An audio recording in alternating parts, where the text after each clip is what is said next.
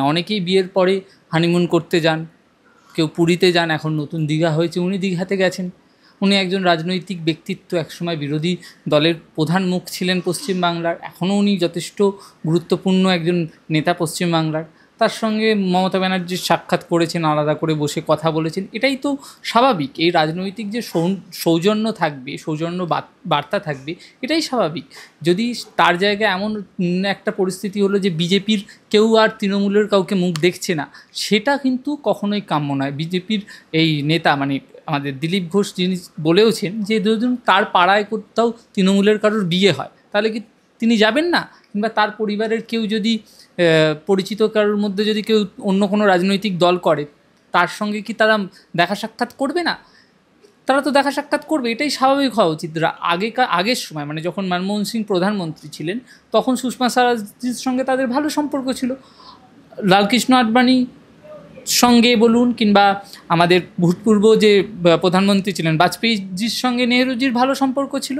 কিন্তু এখন বিজেপির একটা নতুন ট্রেন্ড, মানে নতুন নব্য বিজেপির মধ্যে একটা নতুন ট্রেন্ড রয়েছে, তারা তৃণমূলের প্রতি একটা ঘৃণা পোষণ করছেন, বা তৃণমূলের সঙ্গে তাদের একটা দূরত্ব বজায় রাখতে হবে। অন্তত পাবলিক ফোরামে তো তারা যেন কোনোভাবেই একসঙ্গে যেতে না দেখা না যায়, সেটা একটা তৈরি করা। কারণ তারা চেষ্টা করছে যে শ্রম মানে যারা কর্মী, যারা গ্রাউন্ড লেভেলে আছে, তাদের মধ্যে একটা রেষারেষি, একটা দ্বন্দ্ব, একটা ঘৃণার সম্পর্ক তৈরি হোক। একজন তৃণমূল কর্মী আর একজন বিজেপি কর্মী যাতে বন্ধু না হতে পারে, সেটাই তারা চাইছেন। তাই জন্য তারা একজন নেতা, একজন বিজেপি নেতা যখন তিনি হিন্দু ধর্মাবলম্বী, তিনি একটি মন্দিরে গেছে, এর মধ্যে তিনি কিভাবে যে এরা কোনো একটা বিরোধ খুঁজে পাচ্ছে বা এরা কোনো একটা দ্বন্দ্ব তৈরি করার চেষ্টা করছে, সেটাই আমরা অবাক হয়ে যাচ্ছি দেখে। কিন্তু দাদা, এই দিলীপ ঘোষই মুখ্যমন্ত্রীর বিরুদ্ধে নানান মন্তব্য করতে আমরা তাকে দেখেছি, কটূক্তিকর মন্তব্য। সেই দিলীপ ঘোষ আর মুখ্যমন্ত্রী মমতা বন্দ্যোপাধ্যায় একই সঙ্গে একই জায়গায় পাশাপাশি বসে আছেন, এটা তো একটু চোখে লাগার বিষয় নয় কি? বা এখানে কি দিলীপ ঘোষের একটা তৃণমূলে যোগ দেওয়ার যে জল্পনা, সেটা কি তৈরি হয় না?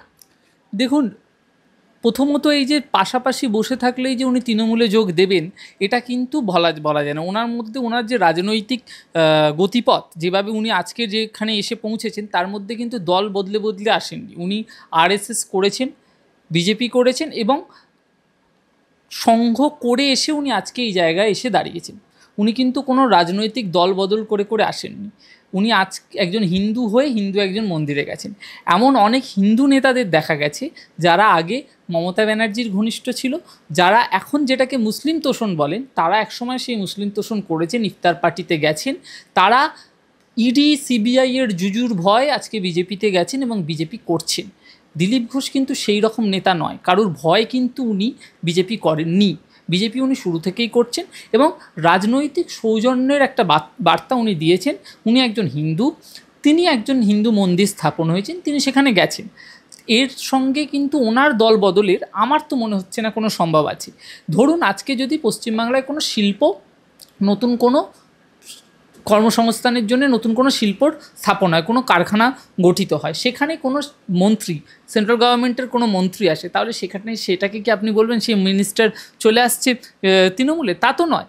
সেরকমই একজন হিন্দু রাজনৈতিক নেতা, একটি হিন্দু ধর্মাবলম্বী জায়গা, তীর্থস্থানে তিনি গেছেন, সেটার সঙ্গে তার মানে কখনোই তিনি যে তৃণমূলে আসবেন এটার কোনো পাশাপাশি বসে থাকা মানে নয়। তাহলে তো অনেকেই আছেন যারা আজকে এই দলে আছেন, কালকে ওই দলে যাচ্ছেন। দিলীপ ঘোষের মধ্যে কিন্তু রাজনৈতিক কেরিয়ারে সেই জিনিসটা দেখা যায় না। তো দিলীপ ঘোষ আজকে যদিও বলেছেন যে তিনি রাজনীতি ছেড়ে দিলেও দলটাকে ছাড়বেন না। কিছু কিছু রাজনৈতিক নেতা থাকে যাদের মধ্যে পেডিগ্রি রাজনীতিটা, তারা সেই রাজনৈতিক দল তাকে ব্রাত্য করে দিক, তবুও কিন্তু তারা সেই রাজনৈতিক দলেই করে যায়। আজকে লালকৃষ্ণ আডবাণী, তার যে প্রাপ্য সম্মান হয়তো তাকে বিজেপি দেয়নি, কিন্তু তবুও লালকৃষ্ণ আডবাণী কিন্তু বিজেপিই করে গেছেন।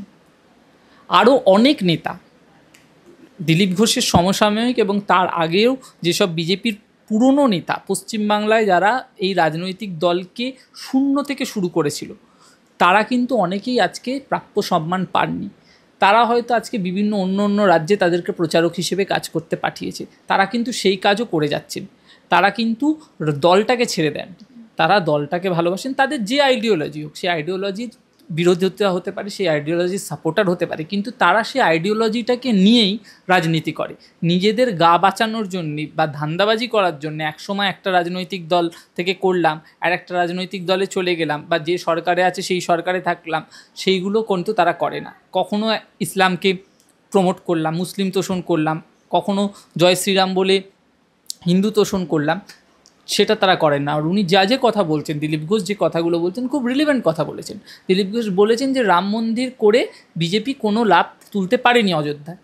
তো মন্দির মসজিদ করে উনার বক্তব্য যে পশ্চিমবাংলায় তৃণমূল কংগ্রেস করতে পারবে না, এটা ওনার বক্তব্য। উনি একটা রিলিভেন্ট পলিটিক্যাল পয়েন্ট নিয়েছেন এবং উনি বলছেন যে মন্দির মসজিদ হলেও সেটা, উনি কিন্তু রাজনৈতিক দ্বন্দ্ব থেকে সরে আসছেন না। তৃণমূলের সঙ্গে তার যে রাজনৈতিক দ্বন্দ্ব, সেটা কিন্তু ওনার কথা থেকে স্পষ্ট। কিন্তু আবার তার ধর্ম পালনেও তিনি কিন্তু কোনোরকমভাবে বাধা দিচ্ছেন না, তিনি নিজের মতো করে ধর্ম পালনও করছেন, রাজনৈতিকদের দ্বন্দ্ব সেটাও চলছে। আরেকটা বিষয় দাদা, এই যে জগন্নাথ মন্দির, আমরা জানি যে আমাদের এই গণতন্ত্র অনুযায়ী বা সংবিধান অনুযায়ী সরকার নিজের অর্থ ব্যয় করে সরাসরি কোনো মন্দির বা ধর্মস্থান প্রতিষ্ঠা করতে পারেন না। সেক্ষেত্রে এই যে 250 কোটি টাকা খরচা করে দীঘায় জগন্নাথ মন্দির প্রতিষ্ঠা করা হলো, এটা কি মানে আইনত সম্ভব বা আইনত কি এটার বৈধতা রয়েছে? দেখুন, ধর্মর ক্ষেত্রে আমাদের কনস্টিটিউশন সেকুলার, রাষ্ট্রের নির্দিষ্ট কোনো ধর্ম নেই। এই যে ফান্ডটা, এটা কোন ফান্ডের টাকা দিয়ে তৈরি হলো, এটা কোন ডিপার্টমেন্টের টাকা দিয়ে তৈরি হলো, সেগুলো সব কিছু খতিয়ে দেখতে হবে। এবং যদি এটা কোনো সময় চ্যালেঞ্জের মুখে হয়, তখনই বোঝা, মানে আদালতের সামনে আসে, তখন সরকার তার হলফনামা দিয়ে যদি বলে যে আমরা এই ডিপার্টমেন্টের টাকা থেকে হয়েছি, এই ডিপার্টমেন্ট এই বাবদ, মানে এটা পর্যটন বিভাগের টাকায় হয়েছে বা অন্য কোনো মৎস্য বিভাগের টাকায় হয়েছে, ধর্মের জন্য তো কোনো একটা পার্টিকুলার বিভাগ নেই, তো তাদেরকে বলতে হবে এই টাকাটার উৎস কোথায়, টাকাটার এক্সপেন্ডিচার্স কোথায়, সেগুলো যদি তারা দেখাতে পারে ঠিকঠাক করে, তখন সেটা হবে। এবং নিশ্চয়ই আমার মনে হয় সরকার যখন এটা করেছে, তার পিছনে সরকারের কাছে সেই রকম মানে ঠোস টাকার এভিডেন্স সোর্স, এবং সেই টাকাটা কোন ডিপার্টমেন্ট থেকে আসছে, কীভাবে কী পারপাসে আসছে, নিশ্চয়ই দেখাতে হবে। যদি না দেখাতে পারে, সেক্ষেত্রে এটা চ্যালেঞ্জ হবে। যদি কেউ চ্যালেঞ্জ করে, প্রথমত হচ্ছে আগে সেটাকে চ্যালেঞ্জ হতে হবে। যে মন্দির তৈরি হয়েছে, সেই মন্দিরটা নিয়ে একটা বিতর্ক তৈরি হলো, এবং সেই বিতর্কটা যদি আদালতে হলো বা বিধানসভায় হলো, বিধানসভায় বিজেপি এখন প্রধান বিরোধী দলনেতা, বিজেপি দল এবং তার যে দলনেতা, তারা নিশ্চয়ই মন্দিরের তৈরি নিয়ে প্রশ্ন তুলবে না। আদালতে যদি আসে কোনো দিন অন্য কোনো রাজনৈতিক দল বা কোনো ব্যক্তিত্ব যদি প্রশ্ন করে যে এই টাকাটা কীভাবে এক্সপেন্ডিচার হলো, সেটার ক্ষেত্রে টাকাটা কোথা দিয়ে এলো, সেটার যখন ডিটেলস হবে যে রাষ্ট্র দিয়েছে, রাজ্য দিয়েছে, না অন্য কোনো ডোনেশনের মাধ্যমে হচ্ছে, সেটার ডিটেলস হবে। আমার এই মুহূর্তে ব্যক্তিগতভাবে জানা নেই যে এই টাকাটা কোথা থেকে এসছে, তা আমি এই ব্যাপারে এর থেকে বেশি কিছু মন্তব্য করতে পারবো না। তবে রাজনৈতিক নেতারা ধর্মের থেকে আলাদা, রাষ্ট্র উচিত যে বিভিন্ন পদে থাকা, এটা আমার ব্যক্তিগত মতামত, যে বিভিন্ন পদে বসে থাকা। যখন তিনি মুখ্যমন্ত্রী বলুন বা প্রধানমন্ত্রী বলুন, অ্যাজ এ মুখ্যমন্ত্রী বা অ্যাজ এ প্রধানমন্ত্রী তার কোনো স্থানে গিয়ে উদ্বোধন করা উচিত নয়। তিনি হিন্দু ধর্মাবলম্বী হিসেবে যেতে পারেন, কিন্তু রাষ্ট্রের কোনো পদে থেকে, যেহেতু রাষ্ট্রের নিজস্ব কোনো ধর্ম নেই, রাষ্ট্রের কাজ হচ্ছে সব ধর্মকে সমর্থন করা, সব ধর্মকে প্রোটেক্ট করা, প্রমোট করা, সেটাই হলো সেকুলারিজমের মানে। সেকুলারিজমের মানে এটা নয় যে সংখ্যালঘুকে তোষণ করা হবে বা সংখ্যাগুরুকে তোষণ করা হবে, এটা কিন্তু সেকুলারিজমের মানে নয়। সেকুলারিজমের মানে সব ধর্মকে প্রোটেক্ট করা এবং প্রমোট করা। সেক্ষেত্রে যদি চিফ মিনিস্টার বা প্রাইম মিনিস্টার তারা যদি একটা কোনো পার্টিকুলার ধর্মের সঙ্গে নিজেদেরকে কানেক্ট করে এবং অন্য কোনো ধর্মের সঙ্গে কানেক্ট না করে, সেক্ষেত্রে তো অবভিয়াসলি বিতর্ক হবেই। কিন্তু মমতা ব্যানার্জির ক্ষেত্রে পার্টিকুলারলি আমি বলতে পারবো, উনি কিন্তু বিগত কয়েক বছরে দেখা গেছে খ্রিস্টানদের ক্ষেত্রেও গেছেন, শিখদের ক্ষেত্রেও গেছেন, এবং হিন্দু মুসলিম তাদের ক্ষেত্রেও তিনি সব অনুষ্ঠানেই তিনি গেছেন। এবার এই যে জগন্নাথ মন্দিরের পেছনে কারা ইনভেস্ট করেছে, মানে সরকার টাকা দিয়েছে কি না, কোন ডিপার্টমেন্ট থেকে দিয়েছে, যতক্ষণ না সেটা ডিটেলস জানা যাচ্ছে, এর থেকে বেশি মন্তব্য আমি এই মুহূর্তে করতে পারছি না। আরেকটা প্রশ্ন, সাধারণ মানুষ তারা তুলছে বিভিন্ন সোশ্যাল মিডিয়া পোস্টে, আমরা যদি দেখি সেখানে দেখা যাচ্ছে যে তারা বলছে যে হিটকো, এই হিটকোটাকে আমরা জানি যে এটা কলকাতা এবং নিউ টাউনের শহরগুলোকে আধুনিকীকরণের জন্য তৈরি হয়েছিল 1999। এখন দেখা যাচ্ছে যে এই জগন্নাথ মন্দির বাস্তবায়নের ক্ষেত্রে এই গোটা পরিকল্পনার মাথায় ছিল হিটকো। তো এক্ষেত্রে দাঁড়িয়ে হিটকোর যে টাকা বা হিটকোর তৈরির কারণ হচ্ছে যে আমার আপনার ট্যাক্সের টাকায় উন্নয়ন করা, সেক্ষেত্রে দাঁড়িয়ে আজকের পশ্চিমবঙ্গে কর্মসংস্থান নেই, সেখানে হাসপাতালের বেহাল দশা, শিক্ষা পরিকাঠামো ভঙ্গুর অবস্থায় হয়ে গিয়েছে, সেখানে দাঁড়িয়ে এই যে ট্যাক্সের টাকা দিয়ে এই উন্নয়নগুলো না করে সেখানে দাঁড়িয়ে এই এতগুলো টাকা খরচা করে একটা মন্দির তৈরি করা হলো, সেখানে সাধারণ মানুষ তারা প্রশ্ন তুলছে। কি বলবেন এটা নিয়ে? সাধারণ মানুষ প্রশ্ন তুলছে না, তুলছে কিছু বুদ্ধিজীবী মানুষজন। সাধারণ মানুষকে এই যে প্রশ্নগুলো করা, ধর্মের নামে প্রশ্ন করার, ধর্মকে নিয়ে প্রশ্ন করার জায়গায় সাধারণ মানুষ আজকে নেই। সাধারণ মানুষ ধর্ম নিয়ে যে হিংসা ছড়িয়ে দেওয়া হচ্ছে সেই হিংসাতে বলি হচ্ছে। তো তারা আজকে একটা মন্দির হওয়া বা মসজিদ হওয়াতে তারা কিন্তু নিজের ধর্মের সঙ্গে রিলেট করতে পারছে। যারা মন্দির হয়েছে বলে কিছু কিছু লোকজন হয়তো দুঃখিত হতে পারে, যারা সেই ধর্ম বিলং করেন না, কিন্তু ধর্মাবলম্বী জগন্নাথ দেবের যারা ভক্ত তারা কিন্তু এটার বিরোধ করছেন না। এবার শিল্প হচ্ছে না, স্বাস্থ্যে বেহাল দশা বা শিক্ষার ক্ষেত্রে, এইগুলো কিন্তু খুব গুরুত্বপূর্ণ প্রশ্ন আপনি করেছেন যে হিটকোর টাকায় কেন এইরকম প্রজেক্ট না করে কেন আমরা এই মন্দির মসজিদ করছি। সেটা হয়তো পলিটিক্যাল ডিমান্ড, সেটা হয়তো সফট হিন্দুত্বর ডিমান্ড, কারণ বিজেপি যে অগ্রাসন হিন্দুত্ব নিয়ে, হিন্দুত্ববাদী যে অগ্রাসন চালাচ্ছে সেটাকে হয়তো মোকাবিলা করার জন্যে রাজনৈতিকভাবে যদি বলেন সেই ক্ষেত্রে হয়তো এটা প্রয়োজন ছিল, সময়ের দাবি। রাজনৈতিকভাবে মানে লোহা লোহেকে কাটতে হয়, হিন্দিতে একটা কথা আছে, তো সেখানে ধরুন এইটা রাজনৈতিকভাবে গুরুত্বপূর্ণ প্রশ্ন। এবার শিক্ষা স্বাস্থ্য এই বিষয়গুলো নিয়ে ভারতবর্ষের কোনো জায়গায় আজ কটা পলিটিক্যাল নিউজ চ্যানেল রোজ প্রাইম টাইমে কথা বলে শিক্ষা ব্যবস্থা নিয়ে? হিন্দি সিলেবাসে যে আইসিআইসি বোর্ডের সিলেবাস থেকে মুঘল পিরিয়ডটা সরিয়ে দিয়েছে, সুলতানি পিরিয়ড সরিয়ে দিয়েছে। এটা তো ধর্মের কথা মাথায় রেখেই সরিয়ে দিয়েছে।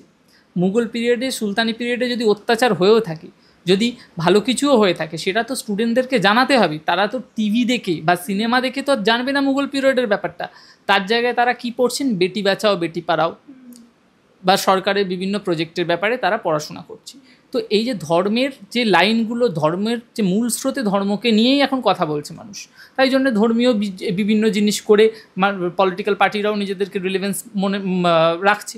তারা আছে একটা স্কুল কলেজ উদ্বোধন বলুন, একটা কলকারখানা উদ্বোধন বলুন, সেই দিকে তারা মনোনিবেশ করতে পারছে না, কারণ তাদেরকে হিন্দুত্বকে, এই হিন্দুত্বর ধ্বজাধারী বিজেপিকে আটকাতে গিয়ে তাদেরকেও সফট হিন্দুত্বর করতে হচ্ছে, আশ্রয় নিতে হচ্ছে। যা পরিস্থিতি রাজ্যে, সেখানে এই ধর্মের রাজনীতি করে টিকে থাকতে হবে এমন একটা সময় কি এসে গিয়েছে?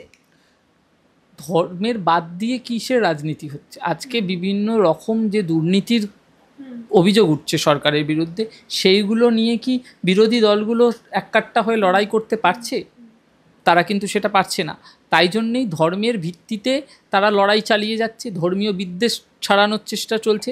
আজকে মুর্শিদাবাদের যে ঘটনা ঘটেছে, সেই সময় কিন্তু সবাই সরকারের বিরুদ্ধে কথা বলেছিল, সরকার ব্যর্থ নিয়ে কথা বলেছে, কিন্তু যখন কাশ্মীর ইস্যুতে হচ্ছে তখন পাকিস্তানের পতাকা পুড়িয়ে সেই পতাকারই আবার কোথাও কোথাও আজকে বনগা না কোনো একটা স্টেশনের গায়ে সেই পতাকা লাগিয়েছে। দেখা যাচ্ছে কি সেই পতাকা কারা লাগাচ্ছে? একটি নির্দিষ্ট রাজনৈতিক দলের লোক এবং সনাতনী ঐক্য মঞ্চ বলে একটি মঞ্চের সঙ্গে তাদের যোগ পাওয়া যাচ্ছে। তো তারাও রাজনীতিটা করছেই ধর্ম এবং ধর্মীয় বিদ্বেষ রিলেটেড, এবং সেটার রাজনৈতিকভাবে মোকাবিলা করার জন্যই ধরে নিন জগন্নাথ মন্দির স্থাপন করা হয়েছে। মুর্শিদাবাদ প্রসঙ্গটা আপনি তুললেন, সেখানে আমি একটা কথা বলতে চাই যে এই ফ্যাক্ট ফাইন্ডিং টিম যারা মুর্শিদাবাদে এই ঘটনাটা তদন্ত করছে, সেখানে একটা রিপোর্টে উঠে আসছে যে এই ঘটনাটা একেবারে পরিকল্পনা করেই করা হয়েছে। কিন্তু শুধুমাত্র এই যে বলা হচ্ছিল যে ইসলামিক জঙ্গি বা ইসলামিক সন্ত্রাস বা সেখানেও যে ঘটেছে, যারা জঙ্গিরা যেখানে হামলা করেছে তারা যে শুধুমাত্র মুসলিম ছিলেন এমনটা নয়, সেখানে এমনও কিছু 3টে পরিবার যেখান থেকে বেশ কিছু জায়গায় এই পাথর ছোড়া বা এই সমস্ত ঘটনা ঘটানো হয়েছে, তারা হিন্দুত্ববাদী সংগঠনের সঙ্গে যুক্ত, এরকম খবরও পাওয়া যাচ্ছে। এটা প্রত্যেকটা কোনো কমিউনিটিতেই এরকম কিছু লোক থাকে যারা হিংসা ছড়ায় এবং উত্তেজনা ছড়ায়। এবং তার ফলে তাদেরকে কেউ কেউ মদত দেয় যাতে এই উত্তেজনাটা সৃষ্টি হয় এবং পলিটিক্যাল গেইন হয়। আজকে আপনি যখন মুর্শিদাবাদের ঘটনা হচ্ছে তখন সাধারণ মানুষ কিন্তু এই দেখতে যাচ্ছে না 3টে পরিবার হিন্দু ছিল কি মুসলিম ছিল। রাত্রিরে মাঝরাত্রিরে যদি আপনার একটা মসজিদের সামনে কেউ শুয়োরের মাংস ফেলে দিয়ে যায় বা একটা মন্দিরের সামনে যদি কেউ গরুর মাংস ফেলে দিয়ে যায়, সেক্ষেত্রে কিন্তু সকালবেলা উঠে লোক জানতে পারবে না যে সেটা হিন্দু ফেলেছে না মুসলিম ফেলেছে। স্বাভাবিকভাবে একজন মুসলিম কী ভাববে যে একটা হিন্দু এসে তার মসজিদের সামনে কিছু ফেলেছে, আর হিন্দু কী ভাববে যে একজন মুসলিম তার মন্দিরের সামনে কিছু ফেলে গেছে, মানে শুয়োরের মাংস ফেলে, গরুর মাংস ফেলে গেছে, পাল্টা শুয়োরের মাংস ফেলে গেছে। তো সকালবেলা উঠে কিন্তু তার মধ্যে সেই হিংসা, সেই বিদ্বেষটা তৈরি হবে অন্য কমিউনিটির লোকের ওপর, এবং তারা তখন আক্রমণ করবে। তো এটা সবসময় পরিকল্পিতভাবে যারা উপরতলার লোক তারা কিন্তু এই আগুনে পড়ে না, সাধারণ মানুষ আগুনে পড়ে। হিন্দু মুসলিম দাঙ্গা হলে যারা খেটে খাওয়া মানুষ, আজকে শ্রম দিবসের দিন আমরা 1 মে বসে আছি, শ্রমিক শ্রেণীর ওপর সবচেয়ে আগে আঘাত হয়, শ্রমিকের পেটে আঘাত হয়। যদি যে অঞ্চলে দাঙ্গা হবে সে অঞ্চলের বাজার হাট, কলকারখানা, যানবাহন সব কিছু বন্ধ হবে, সাধারণ মানুষের ওপর এফেক্ট ফেলে, এবং সাধারণ মানুষ তাতে আরও বেশি করে হিংসা তৈরি হয় যে এই অন্য কমিউনিটির লোক আমাদের ওপর অত্যাচার করছে, তাদের বাড়ি জ্বলে যাচ্ছে, তারা রাগ তৈরি হয়, এবং সেই রাগটাকে এনক্যাশ করে কিছু পলিটিক্যাল পার্টি নিজেদের ভোট ব্যাঙ্ককে সেই সাধারণ মানুষের হিংসাটাকে চ্যানেলাইজড করে নিজেদের ভোটবাসকে যেতে, এটাই তাদের একটা পরিকল্পনায় হিন্দু ভোটার। এই যেই মুর্শিদাবাদ ঘটনা ঘটেছে, বারবার মুর্শিদাবাদের ঘটনার বিভিন্ন রকম ইউটিউবে ভিডিও বানানো হচ্ছে, নকল ফেক নিউজ বানানো হচ্ছে, কিছু হয়তো সত্যি, কিছু হয়তো মিথ্যে, এবং বানিয়ে মানুষকে হোয়াটসঅ্যাপের মাধ্যমে ছড়িয়ে দেওয়া হচ্ছে, এবং হিন্দু বিদ্বেষ এত বেশি বাড়িয়ে দেওয়া হচ্ছে, মানে মুসলিম বিদ্বেষ, ইসলামোফোবিয়া বলা হয়, সেই ইসলামোফোবিয়ার মাধ্যমে মুসলিমদের মধ্যে বিদ্বেষ তৈরি করে হিন্দুদের ভোট ব্যাংক হিসেবে কাজে লাগাতে, এবং সেটা শিক্ষিত মানুষকে সেই হিংসার ভয়, মানে সেই হিংসার থেকে যে ঘৃণাটা তৈরি হচ্ছে, তাদেরকে মেয়ার হিন্দু ভোটার বানিয়ে দিচ্ছে। তারা কিন্তু আর তখন শিক্ষা, স্বাস্থ্য বা অন্য কোনো বিষয় প্রশ্ন করছে না। আরেকটা বিষয়, লাস্ট প্রশ্ন এটাই থাকবে, শুভেন্দু অধিকারী জগন্নাথ মন্দির বিষয়ে আগে যেটা বলেছিলেন যে যারা এই জগন্নাথ মন্দিরে যাবেন বা উদ্বোধনে যাবেন তারা হচ্ছেন জালি হিন্দু, অর্থাৎ হিন্দুদের মধ্যেও বিভাজন শুরু হয়ে গিয়েছে। এটা খুব ইন্টারেস্টিং জিনিস আপনি একটা বলেছেন।